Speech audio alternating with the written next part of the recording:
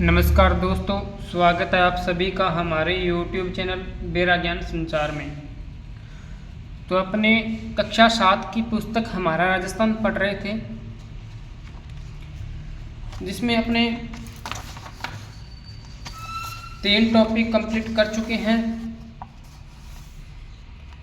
और आज जो अपने पढ़ेंगे वो है अध्याय 4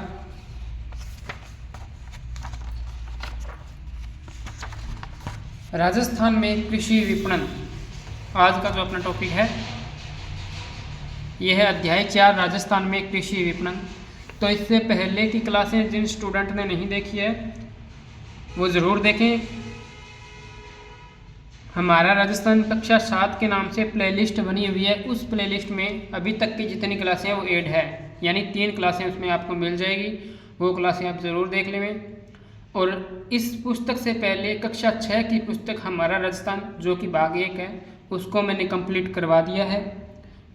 उसमें भी 10 टॉपिक है, 10 के 10 टॉपिक आपको प्लेलिस्ट में मिल जाएंगे या वीडियो सेक्शन में मिल जाएंगे। तो आप प्लेलिस्ट में जाओगे तो वहाँ पर उसकी प्लेलिस्ट अलग है। हमारा राजस्थान कक्षा 6 के नाम से प्लेलिस्ट है, उसमें कक्षा 6 वाली 10 की 10 क्लासें हैं वो वहाँ पर आपको मिल जाएगी। यानी प्रत्येक क्लास में एक टॉपिक मैंने करवाया है, एक टॉपिक। और ये अपनी कक्षा 7 की पुस्तक पढ़ रहे हैं। तो चलिए शुरू करते हैं आज का अध्याय राजस्थान में कृषि विपणन। नाथू एक किसान है जिसने अपने खेत पर मूंग की फसल पैदा की है। पिछले वर्ष मूंग की कीमत बहुत अधिक थी, अतः क्षेत्र के सभी किसानों ने मूंग की फसल ही बोई। परिणाम यह हुआ कि मूंग की पैदावार अधिक होने से उसे बेचने में कठिनाई का सामना करना पड़ रहा है। स्थानीय स्तर पर उसने फसल को बेचने के काफ़ी प्रयास किए। यदि कोई फसल खरीदने को तैयार भी होता है तो दाम बहुत कम देना चाहता है। इससे नाथू काफ़ी परेशान है। इस समस्या का नाथू जैसे कई किसान सामना करते हैं। फसल की अच्छी पैदावार होने पर उन्हें अपनी उपज का सही दाम नहीं मिल पाता। इसके लिए सरकार द्वारा कृषि उपज मंडियों की व्यवस्था की गई है।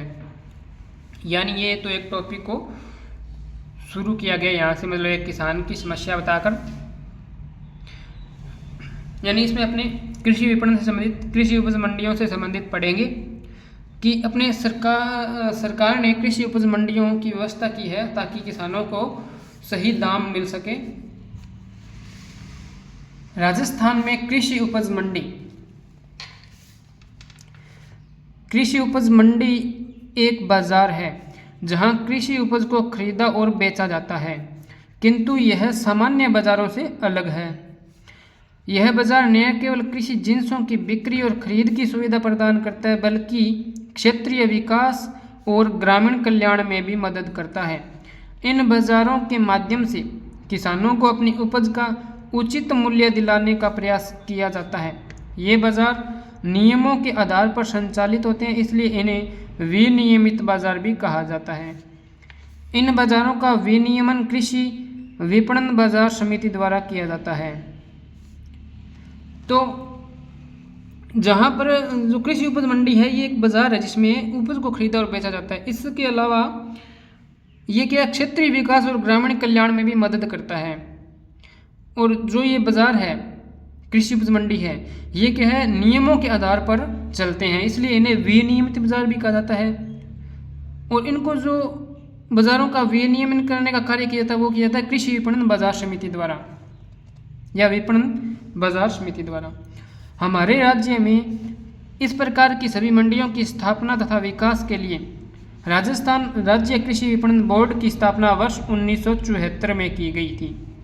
ये बाजार बिचौलियों से किसानों का बचाव कर उचित मूल्य पर उनकी उपज को बेचने की सुविधा प्रदान करते हैं। किसान इन बाजारों में अपनी फसल ले जाते हैं जिसकी बोली लगाई जाती है, उसके पश्चात सही दामों पर किसान उसे बेच पाते हैं। बड़ी मंडियों में तो दैनिक बाजार भावों की जानकारी देने के लिए उपज के मूल्य लाउड स्पीकर के माध्यम से प्रसारित किए जाते हैं ताकि किसान सही मूल्य पर सौदा कर सकें। अब तो सरकार ने कई मंडियों को ऑनलाइन कर दिया है जिससे उपज के मूल्य कभी भी पता किए जा सकते हैं। यानी जो ये सभी मंडियां हैं यानी कृषि उपज मंडियां हैं, इनकी स्थापना करने के लिए या इनका विकास करने के लिए अपने राजस्थान राज्य कृषि विपणन बोर्ड की स्थापना भी की गई थी। कब? वर्ष 1974 में। ये क्या है, मतलब बिचौलियों से बचाव करते हैं, यानी इनमें इनके अंदर बिचौलियों को अपने कुछ भी करने की ज़रूरत नहीं है, यानी बिचौलियों से कोई भी बात करने की ज़रूरत नहीं है। सीधा अपना जो मंडियों में उपज अपनी बेच सकते हैं, ताकि क्या है कि अपने दाम अपनों को सही मिले। तो ये चीज़ें हैं इसमें। तो ये आप याद रखेंगे कि राजस्थान राज्य कृषि विपणन बोर्ड की स्थापना कब की गई? वर्ष 1974 में। और जो बड़े बाज़ार है उनमें तो दैनिक भाव की जानकारी देने के लिए लाउड स्पीकर से बता दिए जाते हैं। और अब सरकार ने कुछ मतलब जो मंडियों को है वो ऑनलाइन भी कर दिया, क्योंकि आज का ज़माना आपको पता है ऑनलाइन का है। किसानों की सहायता के लिए मंडी में आड़तिए भी होते हैं।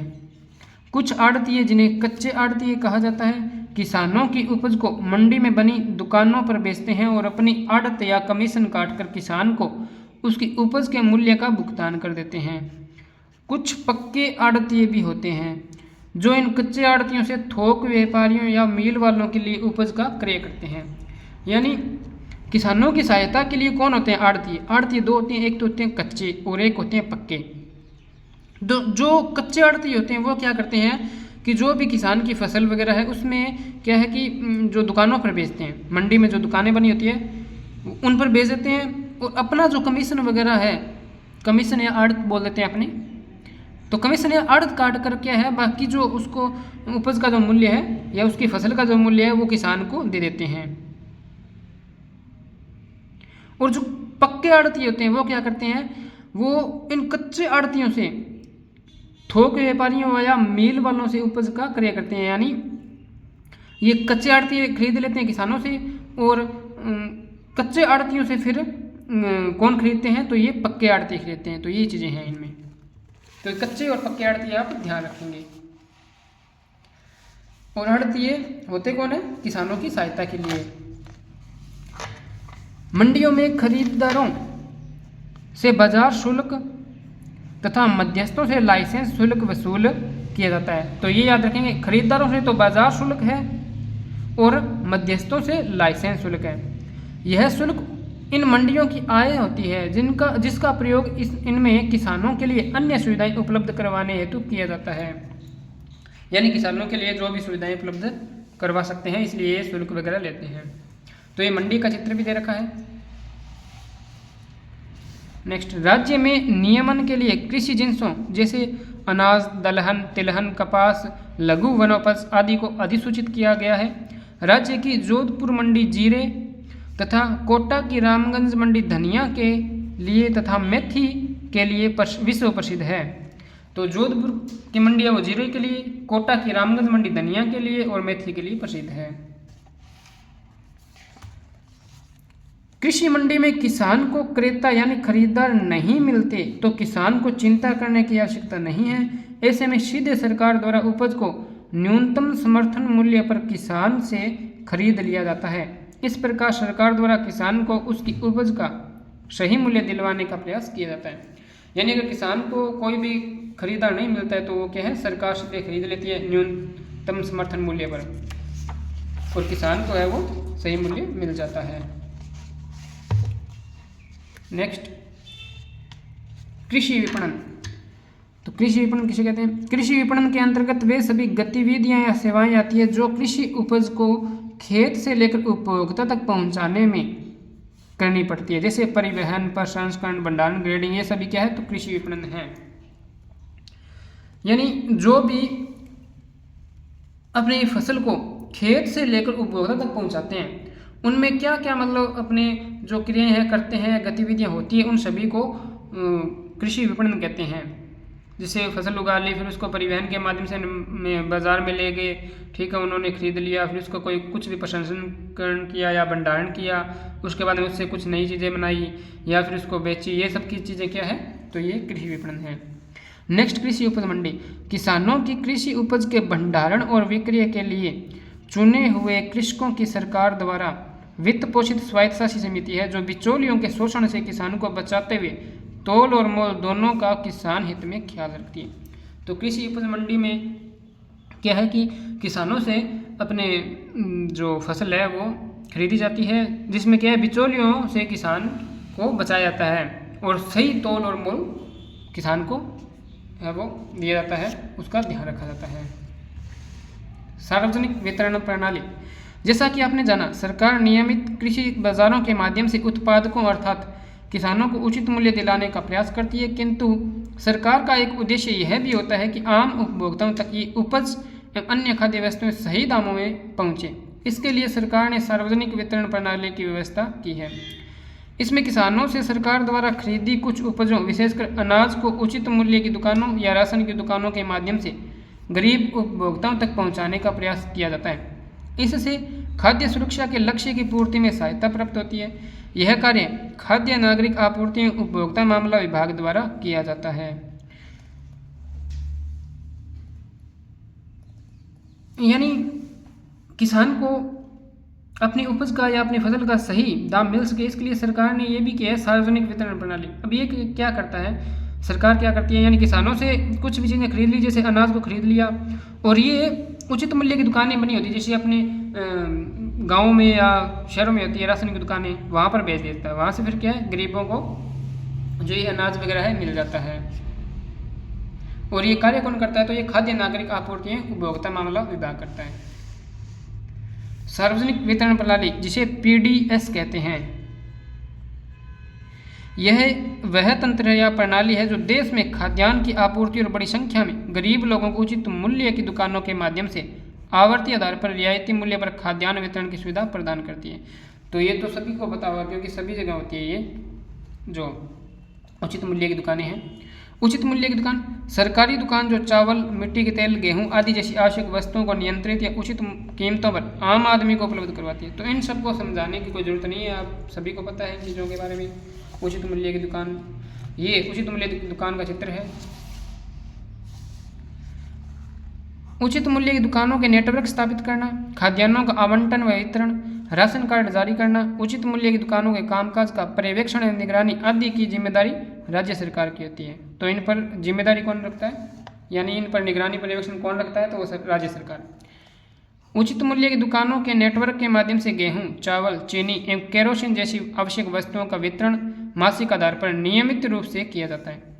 वर्तमान में प्रत्येक जिले में राज्य की उचित मूल्य की दुकानों पर पॉइंट ऑफ सेल यानी पीओएस, जिसे अपने पोस्ट मशीन में कहते हैं, मशीन द्वारा उपभोक्ताओं को बायोमेट्रिक सत्यापन के उपरांत राशन सामग्री का वितरण किया जाता है।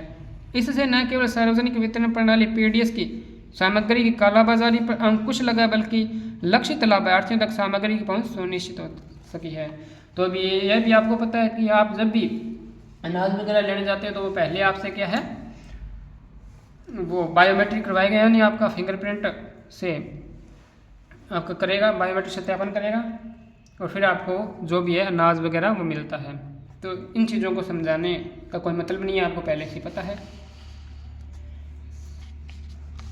इस अध्याय में आपने जाना कि हमारे राज्य में किसान कृषि उपज को मंडियों में बेचते हैं। सरकार किसान को उनकी उपज का उचित मूल्य देने के पश्चात भी राज्य के निर्धन वर्गों तक खाद्यान्नों को सही कीमत पर सार्वजनिक वितरण प्रणाली के माध्यम से पहुंचाती है। इस प्रकार सरकार द्वारा किसानों एवं उपभोक्ताओं दोनों के हितों की रक्षा की जाती है। तो यहाँ पर अपना टॉपिक कंप्लीट होता है। नेक्स्ट है शब्दावली। विपणन, तो वस्तुओं का क्रय विक्रय विपणन कहलाता है। क्रेता, खरीदार और विक्रेता कहते हैं।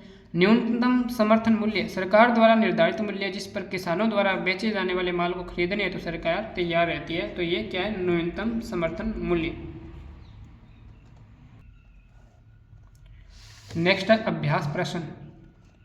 पहला प्रश्न, कृषि विपणन बोर्ड मदद करता है किसान की, शिक्षक की, विद्यार्थी की या पशुपालक की। तो ये किसान की मदद करता है कृषि विपणन बोर्ड। नेक्स्ट, कृषि उपज मंडी में मध्यस्थों से वसूला जाता है बाजार शुल्क, लाइसेंस शुल्क, सेवा शुल्क या प्रत्यक्ष शुल्क। तो मध्यस्थों से लाइसेंस शुल्क, मध्यस्थों से क्या वसूला जाता है, लाइसेंस, जबकि बाजार शुल्क है वो खरीदारों से वसूला जाता है। तो ये आप ध्यान रखेंगे। नेक्स्ट, मंडियों की स्थापना तथा विकास के लिए राजस्थान में किसकी स्थापना वर्ष 1974 में की गई थी। तो ये राजस्थान राज्य कृषि विपणन बोर्ड की, राजस्थान राज्य कृषि विपणन बोर्ड की स्थापना वर्ष 1974 में की गई थी। नेक्स्ट, सार्वजनिक वितरण प्रणाली द्वारा किसको खाद्य वस्तुएं सही दाम पे मिलती है? तो उपभोक्ताओं को।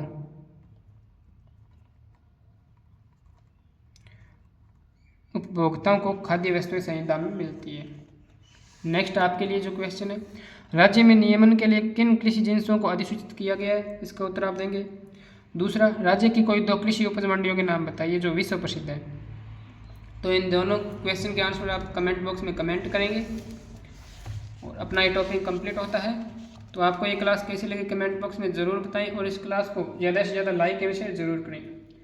जो भी चैनल पर नए है वो चैनल को सब्सक्राइब कर बेल आइकन को प्रेस जरूर करें। ओके, धन्यवाद सभी का, मिलते हैं नेक्स्ट क्लास में।